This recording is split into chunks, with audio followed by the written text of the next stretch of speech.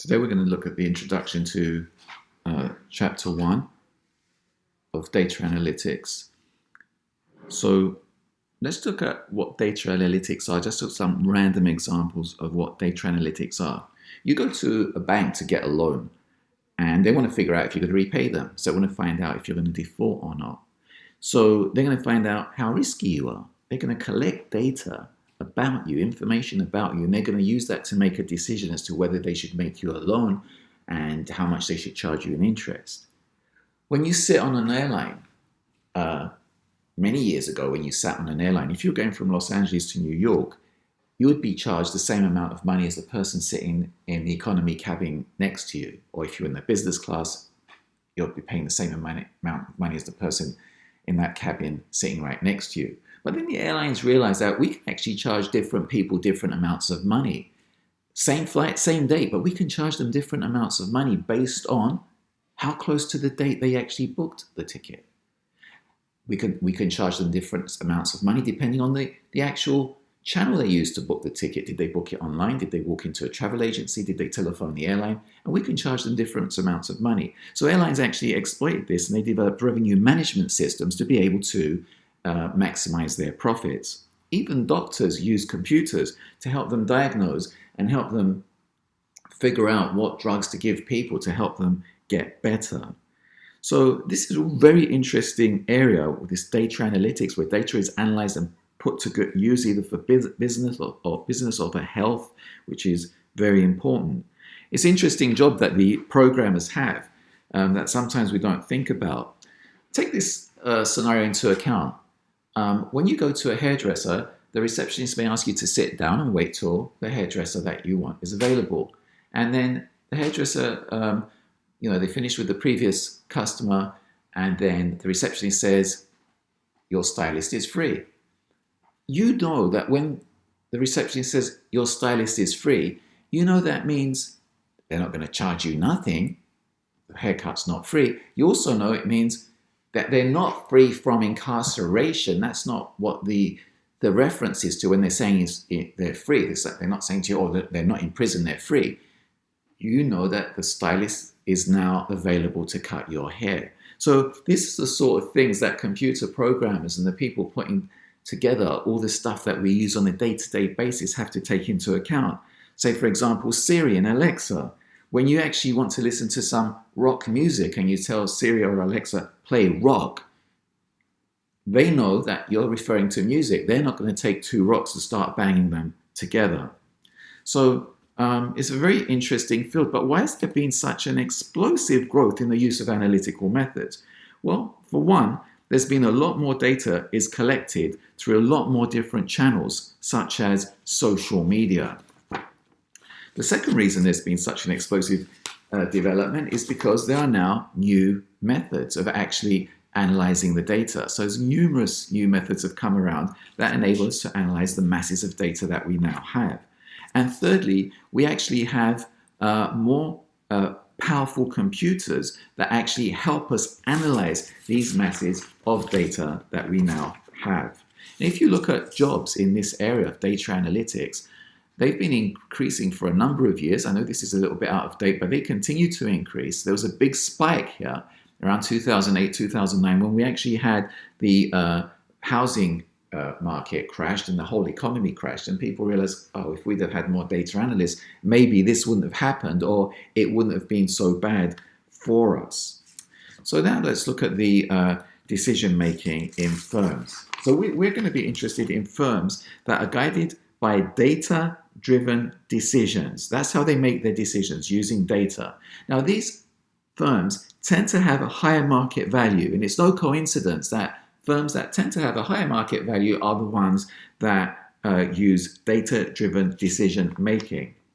So the decisions are made by managers, and there's a hierarchy of managers. You've got the top management, the middle management, and you've got the operational management at the other end. So when we're looking at managers, we've got strategic managers, tactical managers, and operational managers that make the decisions. And let's go through these in turn. The strategic managers are normally the top level managers that decide on the overall goals and direction of the company. So this is what these guys do, the strategic top level managements, and they make managers for the next, they make decisions for the next 3 to 5 years. They're the strategic decisions. Those decisions are then taken up by the tactical managers, and the tactical managers decide on how are going to implement those decisions, those strategic decisions. How are they going to achieve those goals? And then once they decide how those goals are going to be achieved, they then go down to the operational managers, and they're the guys that are going to implement those decisions on how to achieve the goals, and they're going to implement them. Now, any decision that's made has to go through a process, and this is a hierarchy of what you go through when you're making decisions, from 1 through 5, 1 being the most critical all the way through to 5.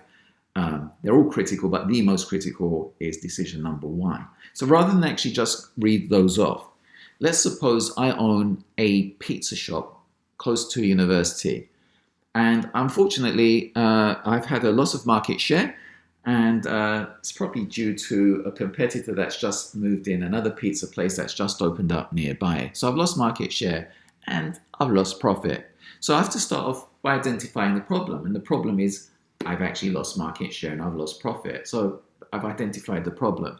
Now I have to determine the criteria I'm going to use to evaluate alternative solutions. So basically, part 2 says, look, how am I going to solve? I want to figure out how to solve my problem, but there's going to be various different ways I can approach solving my problem. But I want to measure how successful they're going to be. So how am I going to measure it? What criteria am I going to use to measure the success of my plan to actually solve my problem? So I guess one way I could actually determine if my solution to this problem is successful is if I regain market share and if I regain profit. Part 3 is to determine a set of alternative solutions to actually solve this problem. So alternative solutions, how am I going to solve it? How am I going to get more market share? Well, maybe I can cut prices. Maybe I can advertise. Well, there's loads of different things that I can actually take into account to try and regain that market share. So once I said, these are 5 things or 2 things or 3 things I'm going to use to try and regain that market share and increase my profit, say, for example, cut prices or advertise, then I have to evaluate or predict how successful each of these alternatives is going to be. So I'm going to try and predict how successful it's going to be if I cut prices. So I'm going to have to figure out, well, if I cut prices, I should get more business, but my profit's also going to go down, so I'm going to have to get enough new business. I have to make predictions as to what's going to happen. I have to figure out, is it better to go with cutting prices, or is it better to go with advertising, or maybe go with a hybrid? So I'll cut the prices by a little bit, do a little bit of advertising. I can move to step 5 and then make a decision. What should I actually go with? So these are the basic steps of making a decision for us, and when we're using the data to actually make those decisions. Now, there's other ways that you can make decisions. You can use tradition. Tradition is saying, oh, it's always been done this way. That's the tradition. So that's one way some people make decisions. Another way that people make decisions is on intuition. They've got a gut feeling. This is what I feel we should do. Other people make decisions using rules of thumb. So a rule of thumb would be something like, oh, we're going to have more staff on the weekend. I've got a restaurant, so I'm going to have more staff on the weekend because that's when I'm busy. I'm going to double my staff over the weekend. Why did you do that? Oh, because that's the rule of thumb that all restaurants use. We just double our staff. The type of decision making that we're looking at in this course is using the relevant data available. I'm not going to invalidate these ones because there's been some very, very successful people that have actually become very, very wealthy and done very, very well by using, say, for example, intuition, following rules of thumb, and also tradition. After all, they must be based on something. They're just probably not out of the blue. So let's move on to business analytics. Let's define business analytics. There you go. And so what is business analytics? Business analytics is a way of using facts and using a more objective way of making decisions. We use the facts to help us make those decisions. So what are the tools that are actually available to us? Well, what we want to do is actually create insights or create information. Insights is we just want to figure out, we want more information from the data, and want to be able to forecast or predict what's going to happen in the future. If I can predict what's going to happen in the future, then I know what to do now. If I know that the share price of Apple is going to shoot through the roof next year, then I'm going to buy a load of it now if the price is still low. We also can use our business analytics to help us define risk. So going back to the example about the person that's going to the bank to get a loan to buy a car or whatever it happens to be, we can actually use data analytics to help us quantify risks. And also data analytics helps us to better analyze and pick one of the many solutions that we can use to actually get to where we want to get. So let's categorize the analytical models. So the categorization and on analytical methods and models, we're going to look at descriptive, predictive, and prescriptive statistics. Now, some people, they don't call this predictive, they call it diagnostic, but our book calls it predictive. So let me just give you a scenario of putting these into some context for you. You go to a doctor, and you go to a medical doctor, you describe what's wrong with you. Oh, I've got a runny nose and I've got a headache. So the doctor's then going to predict or diagnose what they think is wrong with you.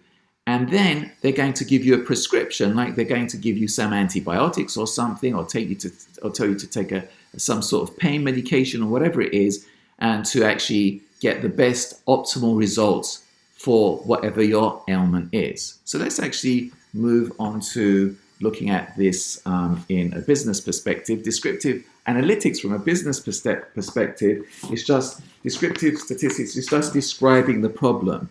What has happened in the past, like when you go to the doctor and say, I've got a runny nose and a headache, that is what's happened in the past. You're describing what the problem is. Now, a lot of the times with descriptive analytics, you want to run a data query to figure out what's going on. It's like the doctor asking you a question is like a data query. In a business format, a data query could be, for example, me requesting all the records of shipments to a particular distribution center during March. It's just a data query, just like the doctor actually asking you a question.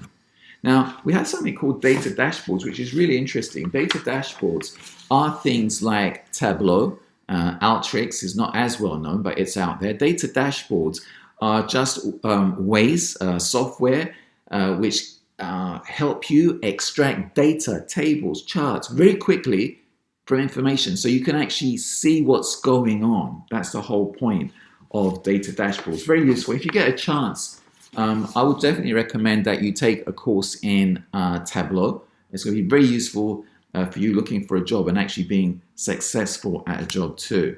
Okay, so predictive analytics. Predictive analytics is just using the past to predict the future. And we're going to be looking at this as we move on through the course. We're going to be constructing mathematical models. It sounds harder than it is. It's actually not that difficult. But we're going to construct mathematical models to predict what's going to happen in the future. So techniques that exist that we're going to be looking at are linear regression, fitting straight lines to data. Time series analysis is a similar idea, but we're going to look at the past data, try and find patterns in it to try and predict what's going to happen in the future. Data mining is basically looking for patterns in data, but we're going to delve into the data a lot deeper in data mining. In fact, we're not actually doing any data mining on this course, but data mining is when you delve into the data a lot deeper to try and find patterns in it. An example of that is the IRS. IRS uses data mining to identify patterns in questionable annual personal returns. So if your returns all of a sudden change, that you're reporting to the IRS, then that raises a red flag, and they're going to look at it, and they're actually looking out for that.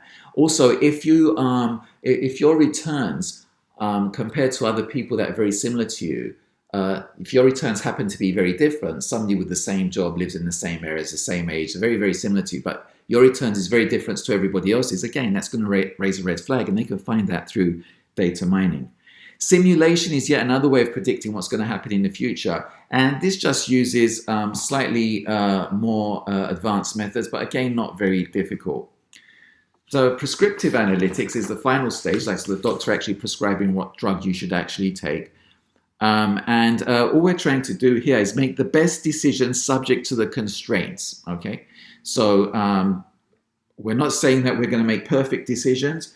We're not going to say we're going to eliminate risk. We just want to limit risk and we want to make the best decision based on the information we have before us. And like when you go to the doctor, when they recommend that you take, when you go to the doctor and you have he gives you a prescription, then that's the best thing that he thinks is available to you. It may not be perfect. It may not always be correct. Okay, so under prescriptive we have simulation. So simulation is the more advanced methods that we'll be looking at later on. And when you've got a series of different options to actually to figure out what's going to happen in the future, you've got different things that may possibly happen in the future, different approaches that you can take to actually approach the future. You have to figure out which is the best one. And you can use utility theory to help you make a decision. Is how useful is each of those, how much utility is each of those methods have for you. Big data. Big data, as the name suggests, is like when we got lots of data. And basically data that we can't actually deal with on our regular laptops or computers. IBM came up with the 4 V's of big data, so the characteristics of big data. Velocity is it's also known as, volume is also known as data at rest, and the volume is the sheer volume of data. The more data we have, that's going to be one of the characteristics of big data. Velocity, or the speed of data, is the speed that that data can be collected and generated and analyzed. And that's another characteristic. Variety of data. Very often with big data, we have data coming in many different forms. And it may be complicated data, and it may need to be transformed into numerical language. So that's another aspect, or a challenge, if you like, of big data, that the data comes in a variety of forms. And another challenge when we have big data is on the veracity or the correctness of the data. Very often, the more data we collect, we get errors creeping in, we get missing values, the units of measurement are incorrect, and we have to actually make sure that we don't use that data without actually checking it first. Once we get big data, a single computer can't really deal with it, so we have to use a series of computers. So what is Hadoop? Hadoop is an open source programming environment that helps us process big data. And then what is MapReduce? Well, within Hadoop, there's MapReduce. And what that does, it takes our data, it maps it, which means it divides data into manageable groups. Then it's analyzed in the manageable groups, and then it's reduced, which means it's collected back together and combined together to actually come up with an answer for us. Now, data security is of the utmost importance now, because there's so much data out there and so much valuable data that people are actually stealing other people's data. So let's look at data analytics in practice and in various different areas of life. This is a broad spectrum approach of how having more complex data leads to a competitive edge. So you can see the competitive edge increases as you go from descriptive to predictive to prescriptive. This is diagnostic, remember, as well. So the more steps you go through, the more of competitive edge you get, and the more complicated the data is, the more complex your analyses are. It tends to increase the usefulness of the data and give you more of a competitive advantage. However, I must temper that by saying that sometimes you can get things so complicated that they actually become counterproductive. So this is just an indicative chart rather than a be-all and end-all chart. So predictive and prescriptive analytics are sometimes referred to as advanced analytics. So if we go to the previous screen, so these two up here are sometimes known as advanced analytics. So we've got descriptive, and these two can be put together as advanced analytics. So Financial analytics in finance, yeah, we use predictive models all the time. We want to forecast future financial performance of a company, so we want to invest in the company. There's so many different things that we can do, which you can read off from there. Then human resources, big area now for human resources. Data analytics is in human resources.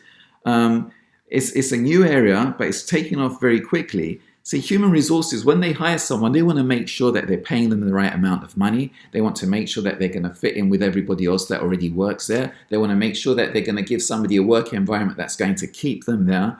So you want to get the highest, the most qualified people for a job, pay them a rate that's going to keep them there. So it becomes very involved.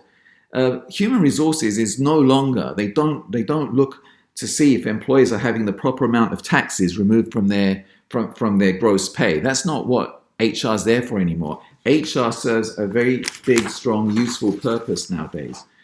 Marketing analytics is the fastest growing area in analytics, because marketing, is to do with sales, it's to do with money. So how are marketing analytics useful to us? Well, let's see. Marketing analytics, better use of advertising budgets. If I can actually analyze data and I want to market a product, I don't want to be wasting my money on advertising. So I'm not going to advertise, say, for example, some hiking boots to people that are over 95 or under 12 years old, because they're probably not going to be that interested. So I'll be wasting my money on actually advertising at those groups. So analyzing the data can give you more focused advertising, so you spend your money where it's actually going to get the biggest bang for your buck. You can have more effective pricing strategies. You can see what the market can withstand. If I know that the people that are in for this product in this particular area are very wealthy, as opposed to the people that want this product in a completely different area are not as wealthy, then I can have different prices in different areas across the country, and that does happen. So it is useful. So if we look at there, Google Trends for Marketing, you can actually see that what's been going on. You can see that marketing analytics is being very, very high there at the top of the chart. It's very, very high. Financial analytics has always been. People have always used analytics in finance for forever and a day. But HR analytics from nowhere, it's actually taken off big time, because people have realized how valuable that is to the running of a company.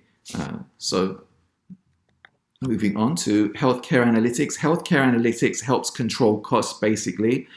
Overall, you can not only control costs, but you can keep your patients happy, and you can keep everybody happy by making sure that you schedule patients and staff, the nurses, the doctors. You can actually you can schedule them very, very efficiently. You can make sure you've got a good patient flow, so people aren't waiting around forever and a day. You can make sure that you purchase the right products at the right time, at the right price, and you can have inventory control. A lot of the time that hospitals and medical places lose money is through lack of inventory control. Things happen to walk out the door when you're not actually monitoring them. Supply chain analytics is when we're looking at things like, well, Amazon, or we're looking at UPS, there's supply chain analytics. Absolutely really important to use analytics in this area. If you imagine Amazon, and you've seen the big warehouses they have with the machinery and the staff and the trucks and all the goods that they've got, they found an optimal way that they can actually sort their goods, that they can actually make sure that they schedule their staff and they can make the deliveries on their trucks. This is all part of supply chain. Very, very important. This all uses business analytics. Even the government uses analytics. Perhaps governments get a bad rap for being inefficient, and to some degree they are, but they've got a lot of work to do all over the country. In this country, in America, they've got over 350 million people to pretty much take account for. Very, very big country. But they try to drive out inefficiencies by analyzing the data and finding perhaps where they've gone wrong to stop them making the same mistakes moving forward into the future. And let's look at sports analytics. Sports analytics. So many, when we're watching a game where the commentators are telling us about all this guy's figures and how good they are, or how high this athlete can jump, and so on and so forth. But also when the actual teams are going to buy players, or when they're going to actually take them they're going to be drafting players in, they can actually look at their statistics, they can look at their data to help them make a decision of how good this player is. They're going to see this player once or twice, maybe seen on a video, but they want to see their stats for every single game. So analytics are very useful. When you're going to negotiate with a player to continue playing for you, or you're buying a new player in, then again, you have to figure out what I can reasonably pay this player, so it's fair for me and it's also fair for them. What is this player worth? A lot of games that you may go to, whether it's a basketball game, a football game, a soccer game, whatever it happens to be, you notice they charge different amounts for different games and at different times. So again, analytics is actually used to figure out how much I can charge for this particular game. Is it a cup game? Is it a friendly game? Is it we're playing against a big team? So again, analytics are used to actually optimize the revenue that we're going to actually get in, or the sports club's going to get in.